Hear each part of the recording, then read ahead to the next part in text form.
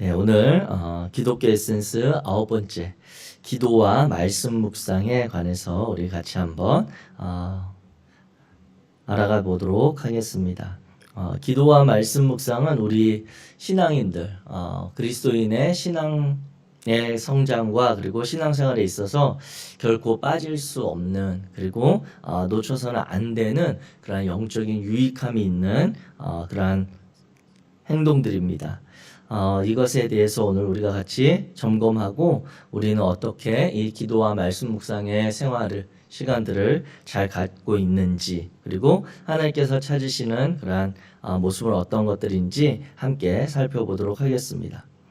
먼저 오늘 제 9강에 대한 암송 구절입니다. 성경 암송 구절, 우리 히브리서 4장 12절, 히브리서 4장 12절 말씀 우리 같이 읽겠습니다. 시작. 하나님의 말씀은 살아있고 활력이 있어 좌우의 날선 어떤 검보다도 예리하여 혼과 영과 및 관절과 골수를 찔러 쪼개기까지 하며 또 마음의 생각과 뜻을 판단하나니. 아멘. 아멘. 이 히브리서 4장 12절에 말씀의 핵심은 이런 것이죠. 하나님의 말씀은 그만큼 능력이 있다. 하나님의 말씀이 곧 우리 신앙인들에게 있어서 그 무엇보다 핵심적인 자리에 있어야 한다. 그리고 우리의 모든 생각과 말과 행동, 그것은 하나님의 말씀에 의해서 우리 신앙인들은 이제 점검받고 또 통제받고 또 거기에서부터 출발되어야 한다라고 하는 그러한 내용인 것입니다. 그래서 이 히브리서 4장 12절의 말씀을 우리가 같이 꼭 암송하셔서 하나님의 말씀에 대한 사모함, 그리고 하나님의 말씀에 근거한 우리의 신앙생활이 되어지기를 주의 이름으로 축복합니다. 자, 오늘 이제 본격적으로 9강의 내용에 대해서 우리 같이 살펴보겠습니다.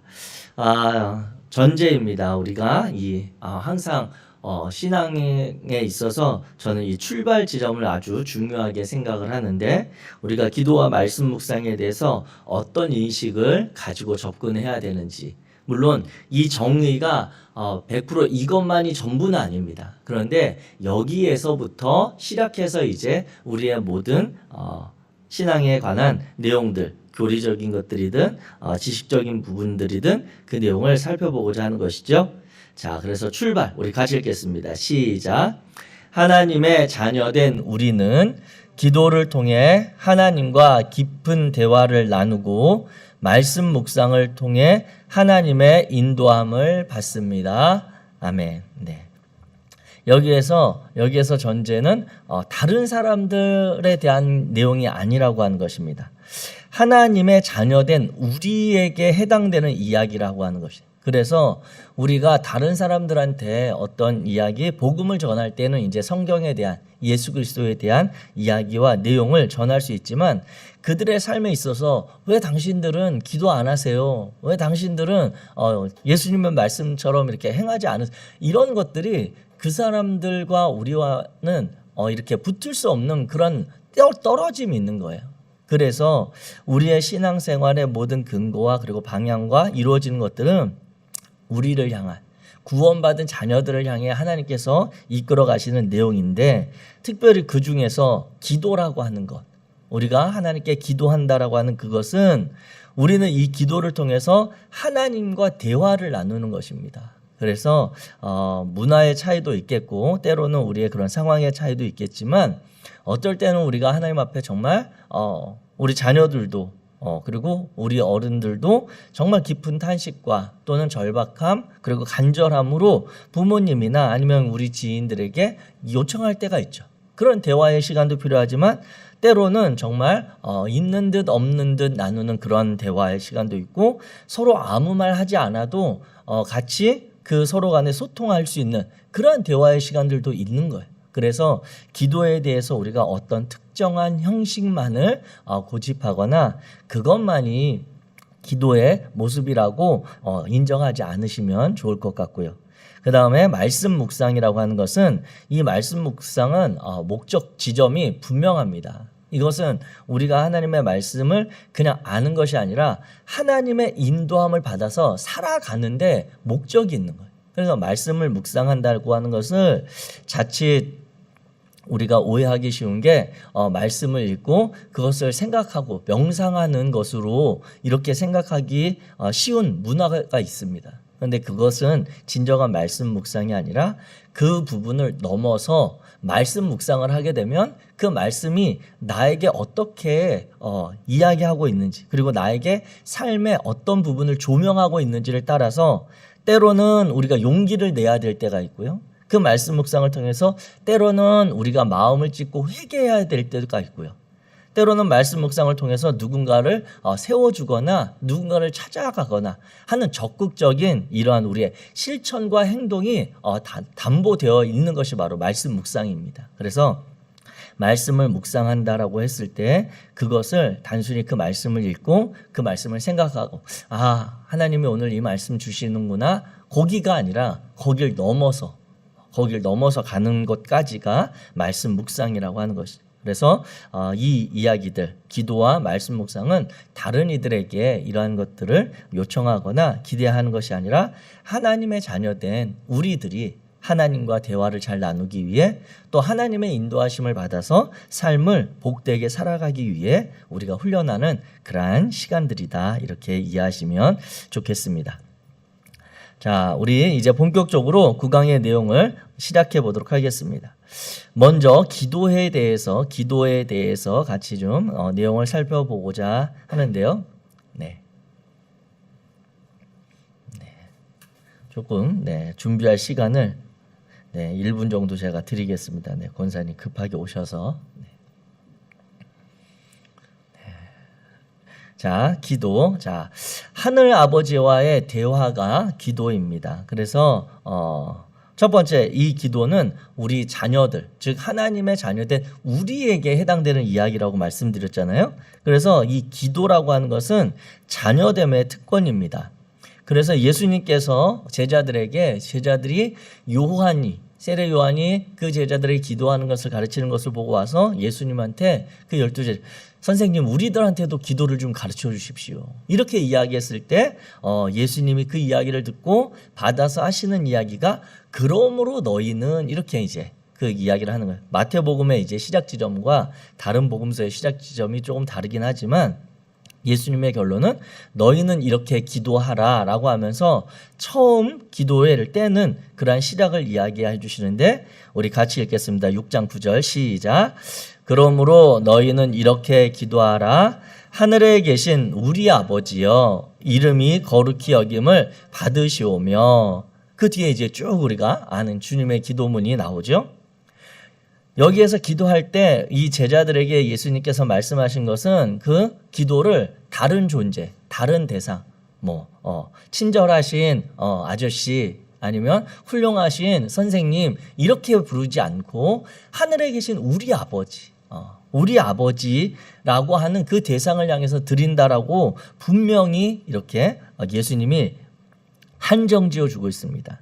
이 한정은 제한의 한정이 아니라 특별한 그러한 권리, 특별한 자격으로 주는 것이기에 이것을 특권이라고 우리는 여기게 되는 것이죠. 그래서 이 기도라고 하는 것, 우리 그리스도인들이 드리는 그 대화의 기도는 하나님의 자녀된 우리들만의 특권이다. 물론 많은 종교인들, 많은 다른 신앙, 종교를 가진 사람들도 다 기도합니다. 각자. 그리고 신앙이 없는 이들도 과거에 우리 조상님들 보면 나무 앞에 또 아침 이른 시간에 맑은 물 떠놓고 자녀들 위해서 기도하는 그런 문화와 전통은 세계 곳곳 모든 문화에 다 있습니다. 그러나 예수님께서 성경을 통해서 말씀하시는 우리 그리스도인들의 기도는 유일하시고 온 세계를 주관하시고 모든 생명을 창조하신 그 하나님을 아버지로 부르는, 아버지와 자녀됨의 관계 속에서 드리는 기도라고 하는 것입니다. 그래서 이 기도는 우리 자녀들의 특권이다. 그래서 이 특권이라고 하는 것은, 이 특별한 권리는 사용하는 자에게 능력이 있는 거죠. 이 자녀됨의 특권은 이걸 활용하지 않으면 그 권리가 아무런 의미가 없는 거예요. 내게 아무리 좋은 것이 있어도 그것을 누리지 못하고 사용하지 못하면 그냥 있는 거예요. 우리 집에 황금송아지 있는 거랑 똑같습니다. 그 황금송아지를 팔아서 뭐 맛있는 걸 사 먹든지 아니면 좋은 일을 하든지 이렇게 해야 되는데 그 특권을 사용하지 않으면 아무 의미가 없다. 자, 두 번째. 자, 기도는 성경에서 우리가 살펴볼 수 있는 전제의 기도는 무엇이냐면 자, 하나님의 특별한 초대입니다. 하나님의 특별한 초대. 계시록 3장 20절 말씀 시작. 볼지어다 내가 문 밖에 서서 두드리노니 누구든지 내 음성을 듣고 문을 열면 내가 그에게로 들어가 그와 더불어 먹고 그는 나와 더불어 먹으리라. 아멘. 가끔 때때로 우리는 기도가 고플 때가 있어요. 기도가 이렇게 좀 뭐라 그럴까요? 기도에 목마르다고 할까요? 그러니까 그 기도가 어떤 뜨거운 기도가 아니더라도 왠지 내 안에서 뭔가 좀 기도해야겠다라고 하는 기도에 대한 필요성을 느끼거나 이런 것들이 느껴질 때가 있습니다. 그 일들이 많으면 더 좋고 조금 적으면 조금 더 우리가 예민하면 좋겠지만 이것은 바로 하나님께서 우리의 마음을 두드리시는 거예요. 우리에게 이 기도가 하나님과의 대화라고 그랬잖아요. 하나님이 우리에게 말을 걸어오시는 겁니다. 그래서 어떤 상황이 있든지 간에 하나님은 우리에게 그 상황을 가지고 대화 나누시기 원하고 그 일들에 관해서 우리의 마음을 듣기 원하시고 거기에 대한 하나님의 인도하심을 우리에게 보여주기 원한다라고 하는 거죠. 그래서 우리가 어떤 특별히 이 기도의 자리를 많이 찾아가는 경우가 대부분 어떤 기도의 자리를 잘 뜸하신 분들도 나오시는 경우들을 보게 되면 이제 문제가 생기거나 가정에 갑자기 좀 어려운 일이 생기거나 할 때 그때 이제 하나님 앞에 기도해야지.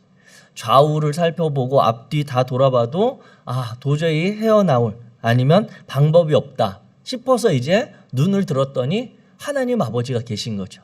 그래서 아버지에게 기도해봐야 되겠다라고 하는 경우가 있습니다. 종종. 그런데 그건 하나님이 세게 부르시는 거예요. 하나님이 그 대화하자고 초대장을 많이 보냈는데 반응이 없어서 하나님이 이제 조금 강력한 초대장을 보내시는 경우입니다. 그래서 우리가 그런 문제와 어려움이 닥쳤을 때 우리의 반응은 제일 먼저 어떤 반응이 나오냐면 왜 갑자기 이런 일이 이 일을 어떻게 하지? 이렇게 우리는 이렇게 받아들이거든요. 저도 어떤 일이 사건이 벌어지면 그렇게 반응하기 쉬운데 그때에 우리가 바꿔야 될 마음은 무엇이냐면 왜 이런 일이 어떻게 이거 해결하지가 아니라 하나님이 무슨 일을 하시려고 하시지? 라고 하는 물음으로 우리를 바꿔야 되는 하나님이 나의 이 상황 그냥 평범하게 뭐 잔잔하게 잘 살아가는 것 같은 나를 갑자기 이런 문제와 이런 어려움 가운데 혼자 두지 않고 하나님이 나를 그곳에 초대하셔서 같이 있다라고 하는 건 나 고생해봐라. 너 그렇게 기도 안 하고 그러더니 너 좀 어려움 당해봐. 이게 아니라 하나님이 나를 통해 이 문제를 통해 무슨 일을 지금 하시려고 하는 거지? 라고 하는 것을 우리의 눈을 뜨게 하시는 그러한 사건이라고 하는 것입니다. 그래서 기도하고 나서 응답되지 않는 경우가 없고 기도했는데 하나님이 그냥 혼자 그 일 감당하다 지쳐서 포기하도록 두시는 경우가 없는 거예요. 기도하면 반드시 하나님께서 그 문제를 헤쳐나갈 수 있는 예상치 못한 길을 열어주시기도 하고 그 문제가 풀려지게 하기도 하고 그리고 하나님의 이끄심을 보게 하는 것입니다. 그래서 기도라고 하는 것은 하나님이 자녀된 우리를 특별히 초대하시는 자리다. 그래서 기도의 자리에 있다면 정말 그 자리를 귀하게 여기고 그 초대에 하나님이 정말 나에게 어떤 기도를 하게 하시는가 나에게 어떤 대화를 나누시는가 라고 하는 것을 우리가 잘 분별할 수 있기를 주의 이름으로 축복합니다. 이와 같이 기도를 정리하자면 기도는 하나님 즉 우리의 하늘 아버지와 대화하는 것이고 이것은 자녀된 우리의 특권이고 하나님이 우리를 특별히 그분의 대화의 자리에 초청하시는 것이다. 그렇기 때문에 그 기도의 자리를 우리가 기쁘게 한달음에 달려나갈 수 있으면 좋겠습니다. 자, 두 번째, 그렇다면 우리가 기도를 하게 되면 우리가 가져야 될 그러한 것은 기도는 응답된다라고 하는 확신이 우리에게 무엇보다 필요합니다. 기도의 응답에는 크게 우리가 살펴보면 네 가지 응답이 있습니다. 네 가지 응답. 그 네 가지 응답은 어떤 것이냐면, 첫 번째는 예스입니다. 하나님께서 우리가 기도하는 것에 대해서 예스라고 응답하시는 거예요. 그런데 그 예스라고 하는 응답은 우리가 하나님 앞에 기도할 때, 예를 들어서 하나님 저에게 물이 필요합니다. 하나님 우리의 상황 가운데 어떠한 하나님의 능력이 필요합니다라고 했을 때 하나님이 예스 그래 이렇게 말씀하시면 어떻게 해요? 그 다음에 우리가 해야 될 건 그 예스 사인이 났기 때문에 우리가 기도한 것에 대해서 하나님이 하라고 하시는구나. 하나님이 함께 하시는구나. 믿음으로 실행하면 돼요. 실천하면 되고 감사하면 됩니다. 자, 그런데 하나님이 우리가 기도하는데 안 돼. 거기 아니야. 그렇게 하지 마. 라고 마음에 주실 때가 있습니다. 하나님이 노하고 거절하시는 거죠. 이럴 때는 우리는 그곳에 멈춰야 됩니다. 하나님이 노하시는데 계속 하나님이 내가 하나님 뜻을 거꾸로 자식 이기는 부모가 어디 있어. 육체의 부모님은 그렇지만 영적인 부모님은 다릅니다. 육체의 부모님도 진짜 아닌 건 아닌 거예요. 그런데 마음으로 용납하고 사랑으로 품어주려고 부모님이 그것을 넘겨주시는 것이지 자식을 못 이겨서가 아닌 것입니다. 하나님이 그런데 우리가 정말 그렇게 간절히 기도하는데 아니다. 분명히 알게 하시거든요. 기도하는데 자꾸 하나님의 마음에 깨닫게 하세요. 노라고 하시면 멈추시면 돼요. 멈추시면 됩니다. 그게 하나님의 뜻이. 그렇다고 우리가 무슨 일이 벌어지느냐, 우리가 절망케 되느냐, 그렇지 않아요. 그 시간을 견딜 힘을 하나님이 주시고 해결되지 않는 것 같지만 그럼에도 그 우리의 발걸음을 하나님이 넘어지지 않도록 계속 붙들고 가시는 거예요.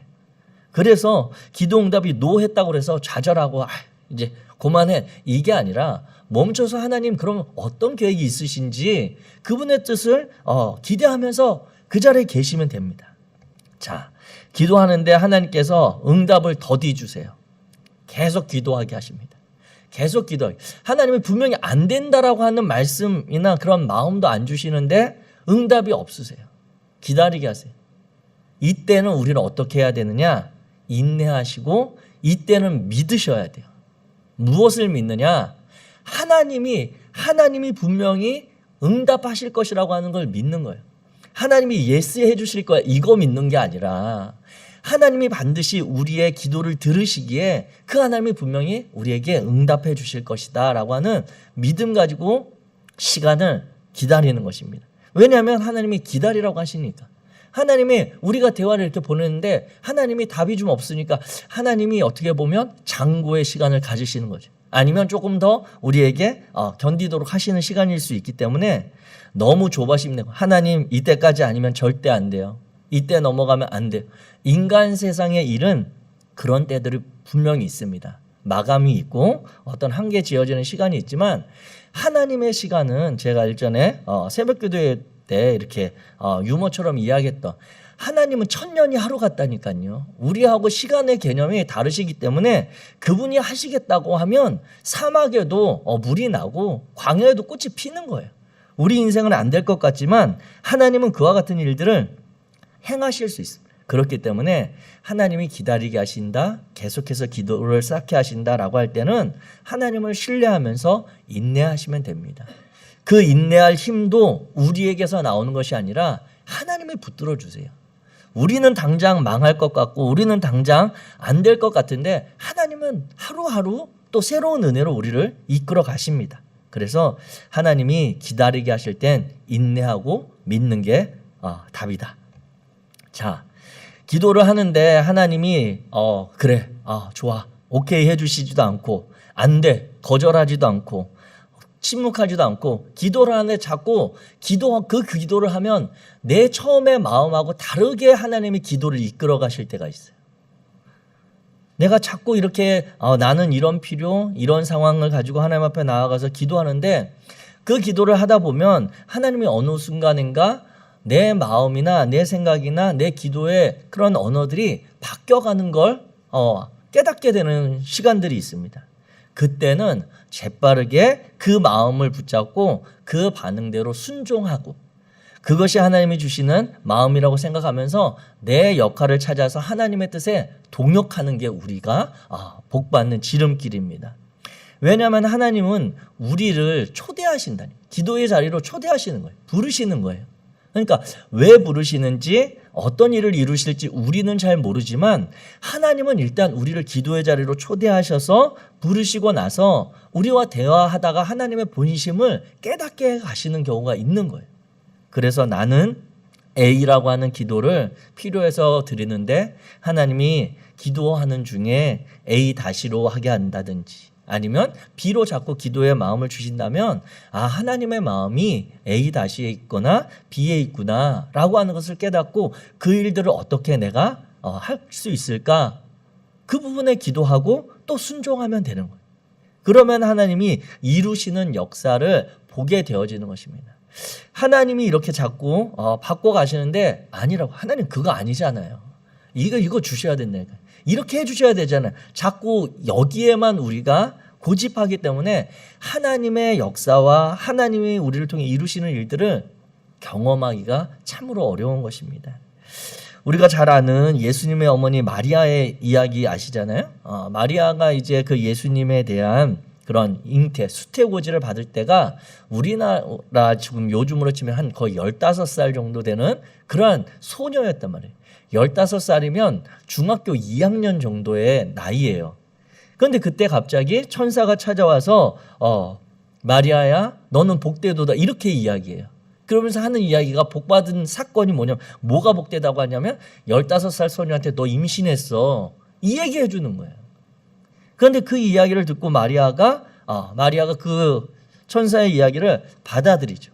그리고 그 예수님을 자신의 몸을 통해서 이 땅에 오시도록 한 구원의 역사에 귀한 도구가 사용이 돼요. 그런데 거기에 대해서 마리아가 아니 이게 무슨 복이에요 하나님, 그러면서 절대 일어날 수 없습니다라고 한다면 마리아 아니라 하나님은 다른 사람을 통해서라도 우리를 구원하실 예수님을 보내셨을 거예요.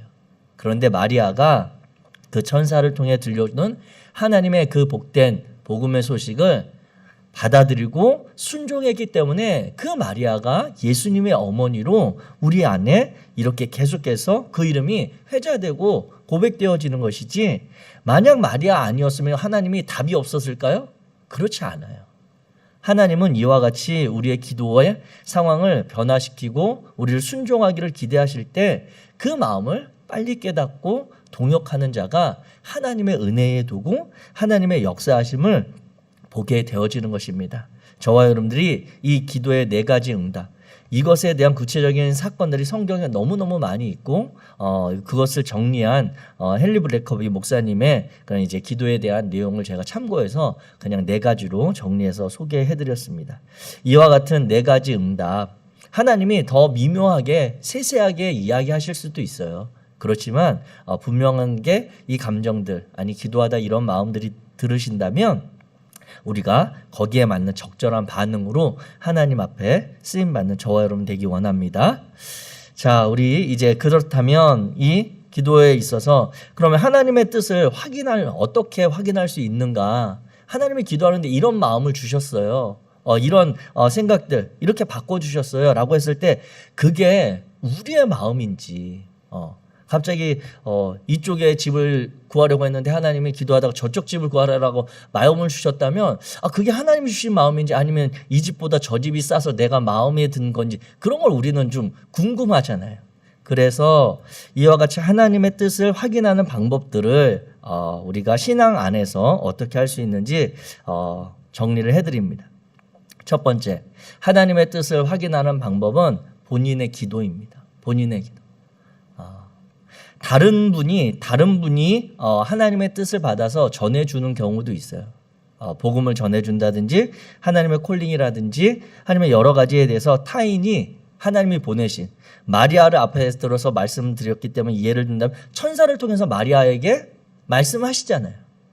오늘날 하나님께서 그렇게 천사를 통해서 말씀하시기도 하고 다른 사람을 통해 말씀하기도 하지만 그 말을 듣고 그대로 가는 것이 아니라 내가 내가 우리 아버지 하나님께 기도해서 점검하셔야 돼요. 내 기도를 하다 보면 하나님이 그 하나님의 뜻에 대해서 분명하게 깨닫게 하십니다. 하나님이 어떤 마음이신지, 어떻게 하나님께서 이렇게 부르시는지 그걸 깨닫게 하세요. 그래서 하나님의 뜻을 확인하려면 첫 번째, 본인이 분명히 기도하셔야 된다.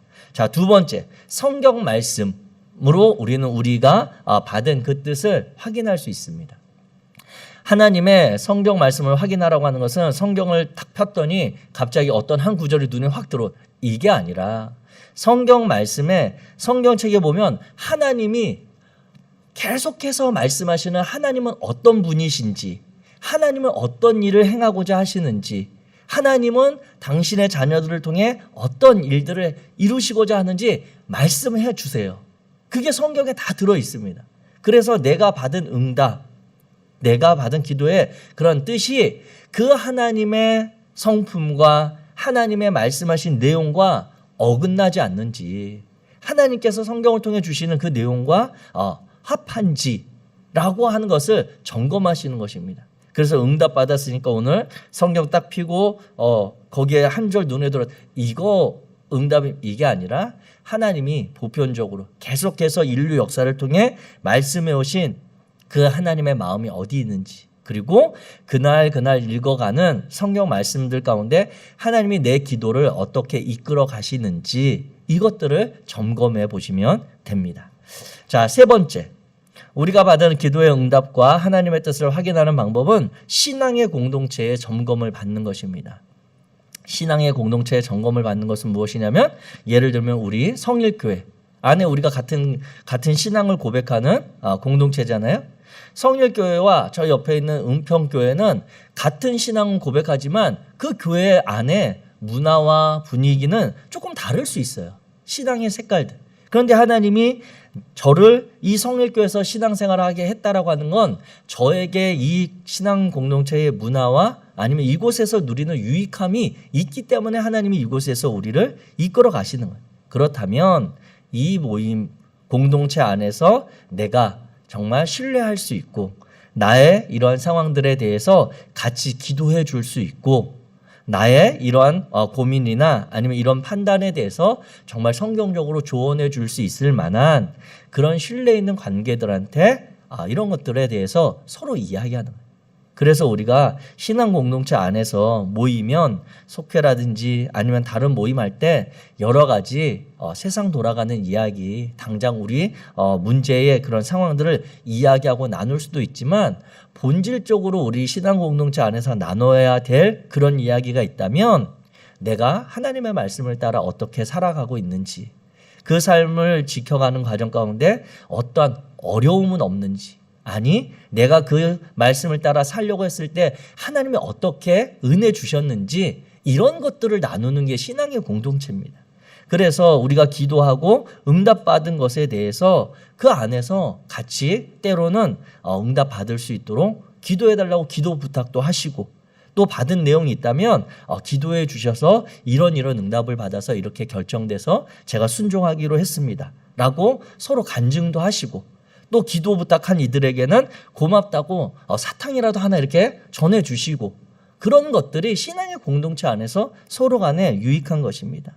더군다나 우리 신앙 공동체 안에 보면 하나님의 말씀을 전하고 또 그 하나님의 마음을 대언해 주시는 그런 목회자들 있잖아요.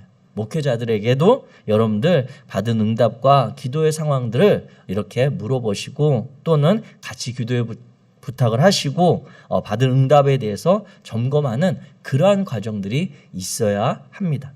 이게 꼭 필수냐? 그건 아닌데, 우리가 하나님의 뜻을 확인하기 위해서 무턱대고 확인하는 이것이 확증되었다라고 하기보다 이런 과정이라면 분별하기가 훨씬 더 좋다라고 하는 거죠. 잘못 오해할 소지가 줄어들기 때문에 이런 것들을 추천합니다.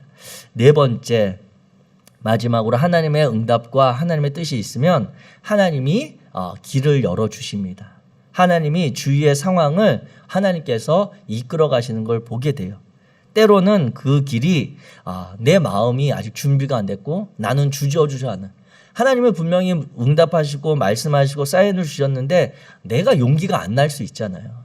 그래서 하나님이 나를 이렇게 끌어가시는 그러한 상황들, 그러한 경험들을 할 때도 있지만 또 그렇지 않을 때는 하나님께서 응답을 주시면 거기에 맞게 분명한 하나님께서 주변의 상황과 일들을 역사하시는 걸 우리가 알게 하십니다. 하나님은 절대로 하나님의 뜻대로 하나님의 욕심과 하나님의 고집대로 우리를 마음껏 이렇게 좌지우지하시는 그런 분 아닙니다. 하나님은 기다려주시고 우리를 향해서 인내해 주시고 하나님의 끊임없이 우리를 격려해 주시고 하나님에게 할 수 있는 힘도 공급해 주시면서 그 일을 감당하게 하시는 분이시기에 우리가 기도하면 이와 같은 하나님의 응답을 행할 수 있는 뜻을 분별할 수 있습니다. 네. 자, 세 번째. 큰일 났네요. 오늘 기도를 왜 이렇게 길게 설명을 하지? 자, 사탄의 보이스 피싱. 네. 이것은 사탄의 미혹, 사탄의 유혹, 사탄의 사기 뭐 다 같은 말입니다. 그런데 최신용어로 사탄의 보이스 피싱을 주의하셔야 됩니다. 고린도후서 11장 14, 15절에 보면 이것은 이상한 일이 아니니라 사탄도 자기를 광명의 천사로 가장하나니 그러므로 사탄의 일꾼들도 자기를 의의 일꾼으로 가장하는 것이 또한 대단한 일이 아니니라 그들의 마지막은 그 행위대로 되리라. 즉 사탄은 자기를 거짓으로 드러내서 하는 일들이 너무너무 쉽다는 거예요. 그리고 그걸 너무 자연스럽게 해서 하나님의 자녀들이 그 사탄에게 너무너무 쉽게 미혹된다라고 하는 거죠. 그래서 최근에 우리가 너무나도 사회적으로 금방 알아들을 수 있는 사탄이 미혹하고 유혹하는 그건 보이스피싱 당하는 거랑 거의 같습니다. 그게 보이스피싱이 똑똑하다고 안 당하는 거 아니잖아요. 보니까 보이스피싱 범죄를 주로 다루는 경찰도 보이스피싱에 당했다라고 하는 그런 기사를 제가 본 적이 있습니다. 이런 것처럼 안다라고 안 당하는 것이 아니라 알고 있어서 피할 수 있는 것이 아니라 기도하면서 하나님의 응답인 것처럼 오는 그런 것들을 조심하셔야 돼요. 그런데 이런 게 언제 오냐면요. 이런 마음은 내가 간절히 원하는 소리로 응답이 옵니다. 내 마음에 간절히 원하는 그것이 하나님의 뜻인 것처럼 우리 안에 이렇게 들려줘요. 그게 바로 사탄이 우리를 미혹하게 하는 거예요. 그래서 너무 절박하거나 너무 간절하거나 진짜 너무 이 일을 안 되면 안 될 것 같은 불안감에 휩싸여 있을 때 사탄이 와서 자연스럽게 너 마음 가는 대로 아니 그렇게 해야지 그거 아니면 어떻게 돼 이런 마음을 줘서 우리를 충동해서 그 일을 행하게 하는 경우들이 많이 있다라고 하는 것입니다. 그래서 정말 내 마음에 너무 간절함이나 이런 것들이 있다면 잠깐 돌아보시고 기도의 자리를 계속 지켜가고 하나님이 어떻게 역사해 가시는지 그 일들을 분별해가는 작업이 계속해서 필요합니다. 그래서 이 보이스피싱 주의하기는 특별히 더 길게 말씀 안 드려도 분명히 아시겠죠? 네.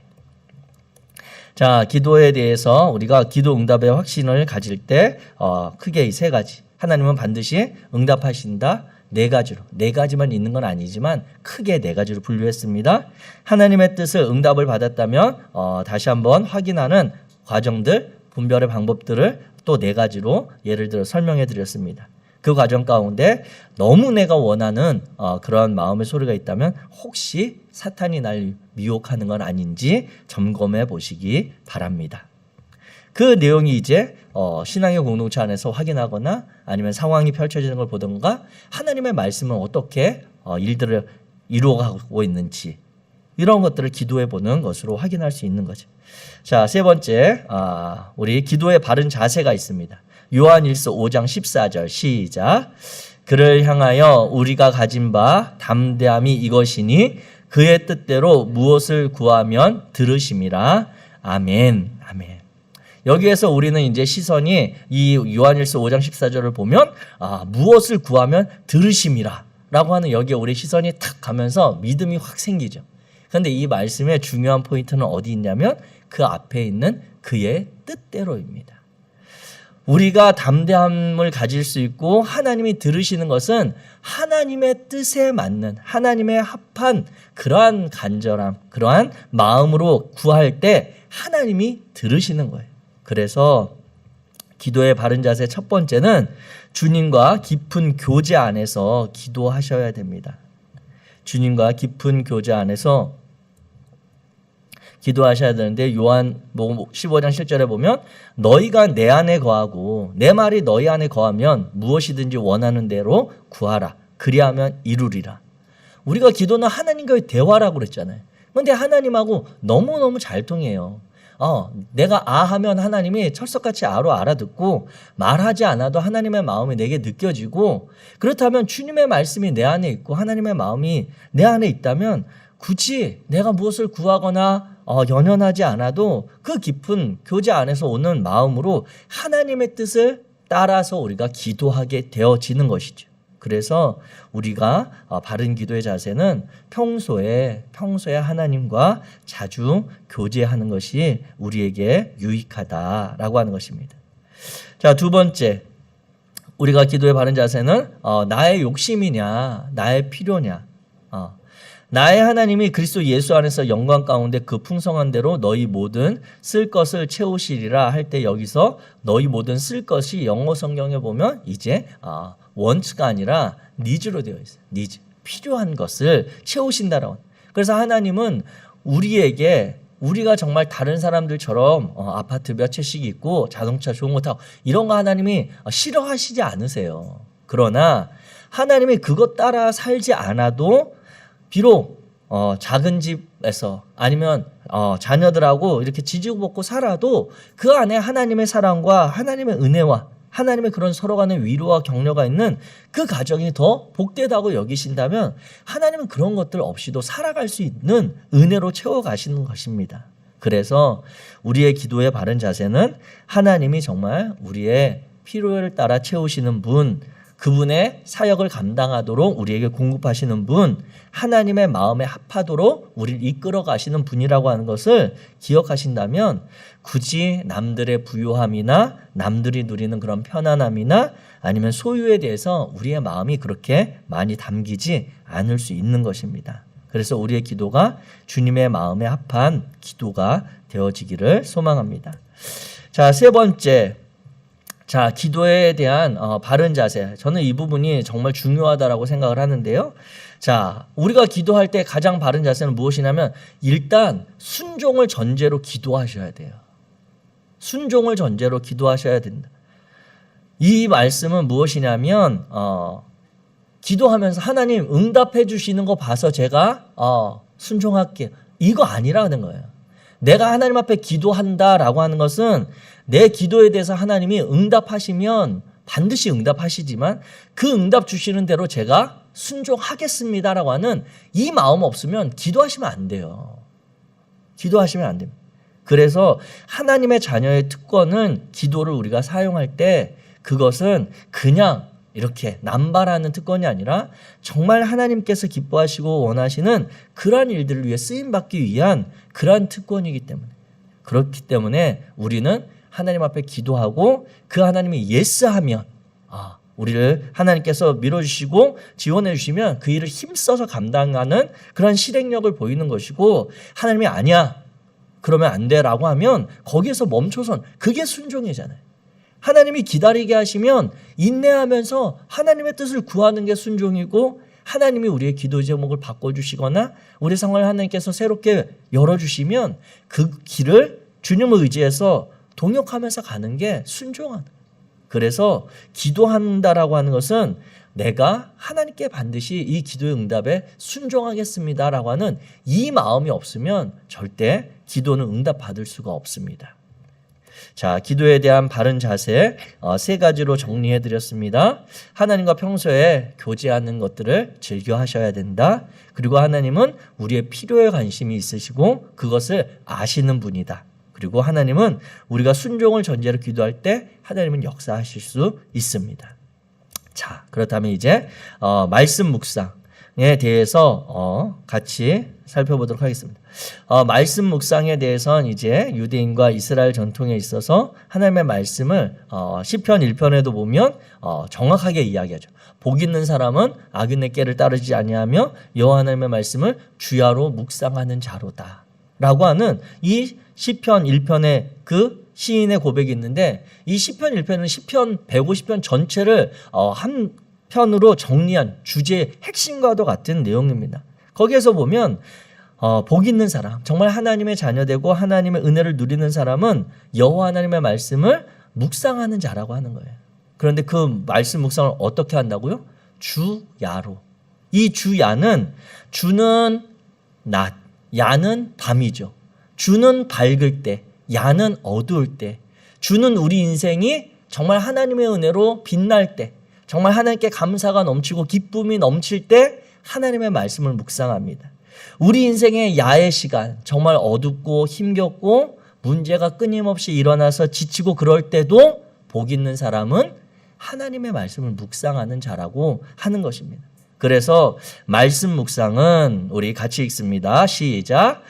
말씀 묵상은 순수하고 단순한 마음으로 하나님의 말씀을 되뇌임을 통해 하나님의 말씀이 우리의 내면과 삶으로 들어와서 영향을 미치는 것을 의미합니다.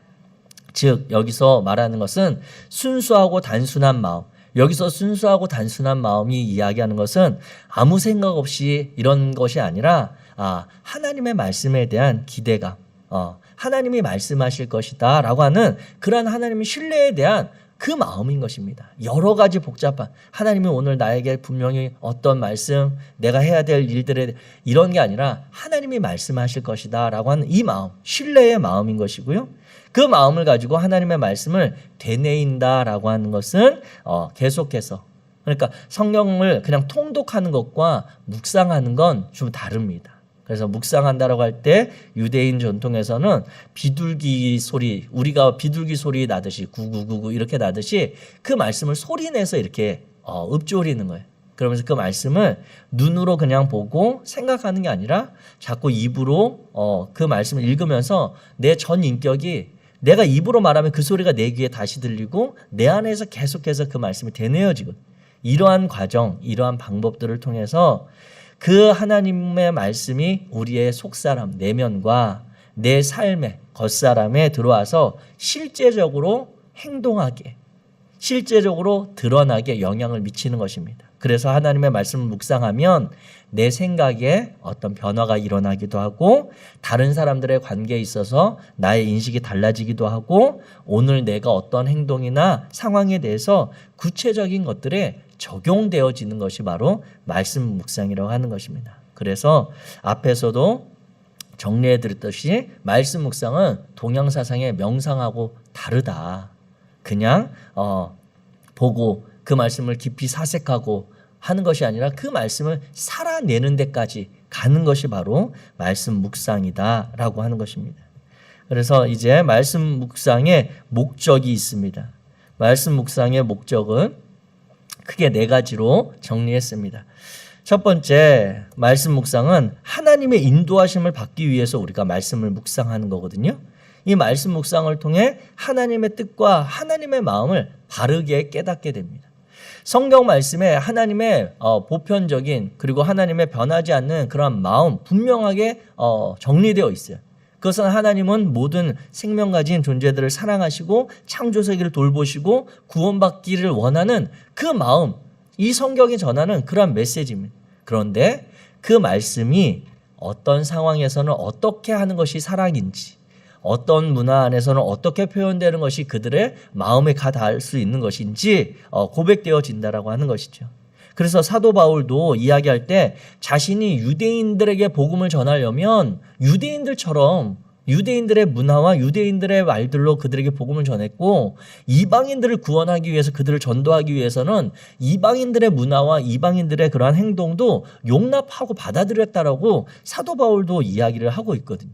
이와 같이 하나님의 보편적인 본질적인 마음이 그때그때 변한다 이게 아니라 한결같으신데 상황에 따라서 하나님은 그 사랑을 이렇게 표현해 주시기도 하고 또 다른 방법으로 나타내 주시기도 한다 라고 하는 것을 우리가 이해하시면 하나님의 인도하심을 받기 위해 말씀 묵상한다는 것을 깨닫게 됩니다. 그래서 말씀 묵상을 매일 하면 오늘 상황과 내일의 상황이 다를 수 있잖아요. 오늘 나의 예정된 만남과 내일 예정된 그런 시간이 다를 수 있잖아요. 그래서 그 가운데 우리가 그리스도인으로 하나님의 자녀로 어떻게 살아갈지를 그때그때 하나님의 말씀이 꼭 이렇게 해라고 하는 것은 아닐 수 있어도 우리의 마음을 그때그때 준비시키는 그런 영향을 미칩니다. 그래서 디모데후서 3장 16절 보면 모든 성경은 하나님의 감동으로 된 것으로 교훈과 책망과 바르게 함과 의로 교육하기에 유익하다. 그래서 그 말씀을 묵상하면 하나님의 인도하심을 받을 수 있다라고 하는 것입니다. 자, 두 번째. 말씀 묵상의 목적은 우리 인생의 방향을 제시받기 위해서입니다. 시편 119편 105절 우리 짧은 말씀 같이 고백합니다. 시작. 주의 말씀은 내 발의 등이요 내 길의 빛이니이다. 아멘. 아멘. 하나님의 말씀은 우리 인생의 매뉴얼입니다. 이것은 어떤 상황에 어떻게 해라 이런 구체적인 지침이기도 하지만 분명히 우리가 가야 될 길, 우리가 도달해야 될 목적지, 어떻게 그 길을 갈 수 있는지 그 방법을 제시하고 있는 그러한 책이 성경이고 우리에게 그 방향을 제시하는 것이 하나님의 말씀입니다. 그래서 우리가 조금 어디 헤매는 것 같을 때 어디에선가 방향을 잃은 것 같을 때 어떻게 우리 인생을 다시 일으켜야 되는지 어느 방향으로 바라보아야 되는지라고 하는 것은 하나님의 말씀을 통해서 우리는 인도함 받을 수 있는 것이죠. 그래서 인생의 큰 그림, 정말 우리 인생의 부분 오늘 점심 뭐 먹을까 이런 고민이나 이런 것들이 아니라 우리 인생 전체를 놓고 정말 하나님의 선하심과 이끄심, 하나님이 나를 구원하시고 나를 이 땅에서 살게 하시는 그 이유와 목적이 무엇일까? 나에게 원하시는 정말 그러한 삶은 무엇일까를 생각하게 된다면 하나님의 말씀 안에서 우리는 분명히 그 답을 찾을 수 있습니다. 자, 말씀 묵상의 목적 세 번째. 자, 예수 그리스도를 닮아가기 위해서 우리는 말씀을 묵상해야 합니다. 베드로후서 1장 4절은 이렇게 기록하거든요. 이로써 그 보배롭고 지극히 큰 약속을 우리에게 주사 이 약속으로 말미암아 너희가 정욕 때문에 세상에서 썩어질 것을 피하여 신성한 성품에 참여하는 자가 되게 하려 하셨느니라. 즉 우리의 욕심, 우리의 세상적인 욕망 때문에 세상에 멸망하고 썩어질 그러한 존재로 살아가지 않도록 우리를 하나님의 그 예수 그리스도의 거룩한 성품에 참여하는 그 약속을 이룰 자들로 주셨다라고 하는 것이죠. 그래서 우리는 성경 말씀을 묵상함을 통해 구원받은 성도로서 예수 그리스도를 닮아가는 그 성품을 이루어가는 것입니다. 그래서 그분이 오늘 우리의 삶의 자리, 우리의 신앙의 공동체, 아니 우리 또 다른 직장이나 여러 가지 관계들 속에서 주님이라고 한다면 구원받은 자들에게 어떤 삶을 기대하실까? 어떻게 저들에게 복음을 전하기를 원하실까? 어떻게 저들도 하나님의 구원받은 자녀로 이끌기를 원하실까? 그것이 당장 오늘 만나자마자 예수 믿, 우리 교회 가자 이 얘기를 해라라고 하는 것이 아니라 저들의 마음을 어떻게 그리스도에게로 돌릴 수 있을지 우리가 그 그리스도 닮아가는 모습을 보여주게 하는 것이죠. 계속해서. 그래서 성경 말씀을 묵상하게 되면 우리는 예수 그리스도의 편지가 되고 예수 그리스도를 드러내는 그리스도의 향기가 되는 것입니다. 그래서 은연중에 그리스도인의 향기, 나도 그 향기에 취하고 싶다. 나도 그 편지 읽고 싶다라고 하는 그 마음을 줄 수 있는 저와 여러분 되시기를 주의 이름으로 축복합니다. 자, 네 번째 말씀 묵상의 목적입니다. 말씀 묵상의 목적은 하늘의 능력을 덧입기 위해서 우리가 말씀을 묵상합니다. 에스겔서 37장 9절 10절 말씀에 보면 이제 그 사방의 골짜기에 있었던 다 메마른 뼈들에게 인자를 에스겔 선지자를 통해서 하나님의 생기를 대언하고 그 생기가 불러지는, 그래서 일어나서 큰 군대가 되는 그 사건을 기록하고 있습니다. 즉 하나님의 말씀을 묵상하는 것은 하나님의 마음과 뜻을 깨달아서 하나님께서 이루시고자 하는 그런 일들을 하나님의 능력으로 우리가 감당하게 되어지는 것입니다. 내 능력과 내 힘, 내 노력으로도 어느 부분까지는 주님과 동력할 수 있지만 결국 하나님의 역사하심, 하나님의 구원의 역사는 하나님께서 이루어 가시는 것이거든요. 그런데 그 일에 통로가 되고 도구가 되고 하나님의 동역자가 되기 위해서 우리는 말씀 묵상을 통해 하늘의 능력을 덧입어야 하겠습니다. 이와 같이 말씀 묵상의 목적 4가지로 정리를 해드렸습니다. 자, 그러면 이제 말씀 묵상이 주는 축복입니다. 말씀 묵상이 주는 축복을 크게 2가지로 외적인 축복과 내적인 축복으로 정리를 했습니다. 첫 번째 외적인 축복은 이 말씀 묵상을 하게 되면 하나님의 약속을 성취하게 됩니다. 이것이 구체적으로 실현되어지고 드러나게 되고 나타나게 됩니다. 그래서 여호수아서 1장 6절에 7절에 보면 모세가 죽고 나서 여호수아가 이스라엘 민족을 데리고 가나안 땅에 이제 들어가게 될 때 하나님께서 여호수아에게 말씀하시기를 그들의 조상, 내가 그들의 조상, 즉 너희 조상에게 맹세해서 주리라 한 그 땅을 너와 이 백성이 차지하게 하리라. 강하고 담대하여 모세가 내게 명령한 율법을 다 지켜 행하고 좌로나 우로나 치우치지 말라. 그리하면 어디로 가든지 형통할 것이다 라고 하면서 여호수아를 통해서 모세라고는 위대한 선지자, 지도자가 이제 그 요단강을 건너지 못하고 이제 그 요단강 서편에서 죽은 그 이후로 여호수아에게 그 불안한 마음을 하나님께서 말씀을 통해서 담대하게 하시는 거죠. 그러면서 우리가 잘 아는 것처럼 그 여리고성, 그 가나안 땅 중에 가장 두렵고 가장 강력한 성이었던 여리고성을 먼저 정복하는 것으로 그 땅 가운데 하나님의 백성들이 정착하게 되어지는 사건을 우리는 알고 있습니다. 이와 같이 하나님의 말씀을 묵상하면 우리 안에 주님이 강하고 담대하라고 하니까 그 약속을 이루시겠다고 하니까 그것을 믿고 나아가면 그분의 약속을 성취되는 것을 경험하게 되어진다라고 하는 것입니다. 자, 2번째, 이제 이 하나님의 말씀을 묵상하게 되면 우리는 내적으로 우리 안으로는 담대함과 평안함을 누리게 됩니다. 연결해서 이 여호수아의 이야기를 더 살펴보면 1장 9절에 내가 내게 명령한 것이 아니냐 강하고 담대하라 두려워하지 말며 놀라지 말라. 내가 어디로 가든지 내 하나님 여호와가 너와 함께 하느니라 하시니라. 아멘. 이와 같이 하나님께서 불안하고 염려되는 상황이 내가 담대해야지, 내가 두려워하지 않을 거야 라고 한다고 안 두려워지는 거 아니거든요. 상황이 눈앞에 있고 문제가 그대로 있을 때 담대할 수 없고 두려움에 휩싸이기 쉽지만 하나님의 말씀을 자꾸 되뇌이면 그래서 눈으로 보고 그냥 생각하고 사색하는 게 아니라 그 말씀을 읊조리고 그렇지 하나님이 내게 이렇게 말씀하시지. 그러면서 내 마음에 자꾸 힘을 북돋아주면 내 안에서 알 수 없는 하나님의 그 힘의 말씀의 능력이 나를 붙들어 주는 것입니다.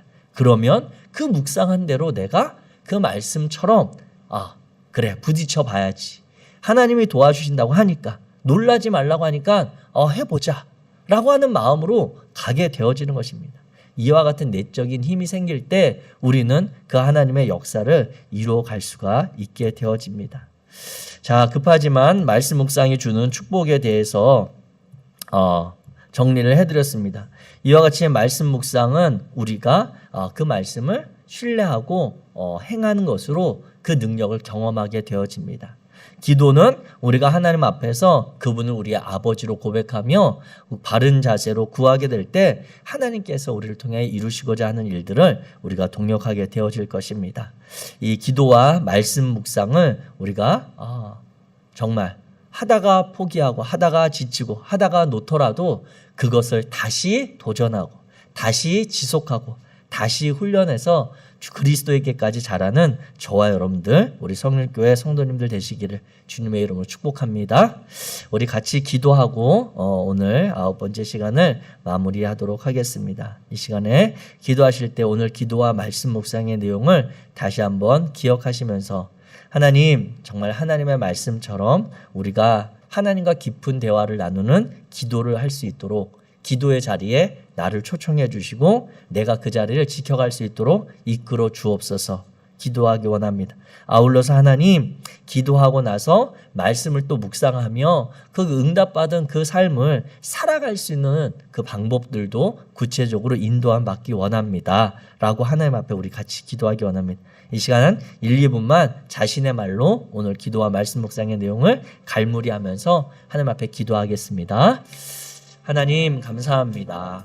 이 시간 하나님께서 우리를 사랑하시고 붙드셔서 우리의 신앙생활 가운데 정말 여러 가지 유익한 훈련들, 그러한 시간들이 있지만 특별히 기도와 말씀 묵상에 대해서 다시 한번 점검하고 그 자리를 지켜갈 수 있도록 말씀하시니 감사합니다.